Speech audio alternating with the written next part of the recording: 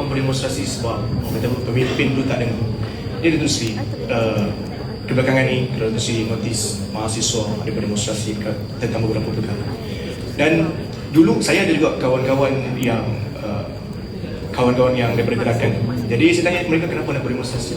Oh, dulu pemimpin dulu tu Datuk Seri Ibrahim Sendiri pun berdemonstrasi. Kita punya Timbalan Menteri pun berdemonstrasi. Kenapa kami tak boleh? Kenapa suruh kami di sini? Contoh. Gitu. Sebab saya sini tanya, saya kira saya as MVP, saya cakap, you have MVP. Macam di UKM kita ada kesatuan mahasiswa. So, kenapa demonstrasi? Oh, yang ada MVP and dia orang tak dengar cakap kita. Apa yang kita nak, dia orang tak. Jadi, pandangan Datuk Seri saya dengar sendiri. Mungkin sendiri pun ada semua mahasiswa, pemimpin-pemimpin mahasiswa boleh dengar direct pada Datuk Seri. Terima kasih. Dia nak jawab, kita tidak halang, tapi isu apa? Okey, kita nak bagi satu kelemahan kecil yang bagi soal rasuah. Sabar. Okey. Tapi sebab kes yang berlaku dulu, pasal Anwar gagal. Orang saya kes lama. Satu. Jadi, you nak bantah boleh. Kemudian kita dengar. Dia minta berjumpa dengan menteri. Saya beritahu Zamri, Pembina. Kalau Raja bagi tahu, saya jumpa. Naib Chancellor ada akses.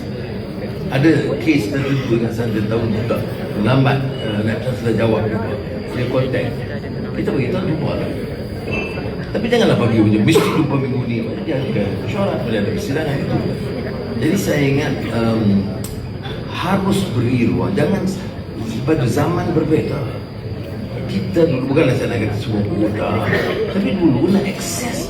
Nak pimpin mahasiswa nak jumpa menteri, saya kata almost impossible. Tambah nak dengar langsung tidak. Yang ini nak jumpa, kalau boleh buat kita boleh buat. Kalau kita dengar, pasal saya tak nak jawab. Jadi you are right. Maksudnya you guna argument ini dari segi rasional, hujah itu tidak betul konteks dia. Kamu berhak demonstrasi, kita boleh tak boleh. Dia tak tanya konteksnya apa. Bila? Apa isu? Bila sekarang ni tapi saya alhamdulillah umumnya mahasiswa sekarang ini dia masih kritikal, masih minta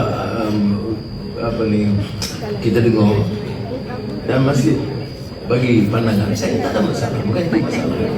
Tapi kalau dia guna isu, kamu dulu boleh demonstrasi, kami juga ada demonstrasi, saya rasa lemah.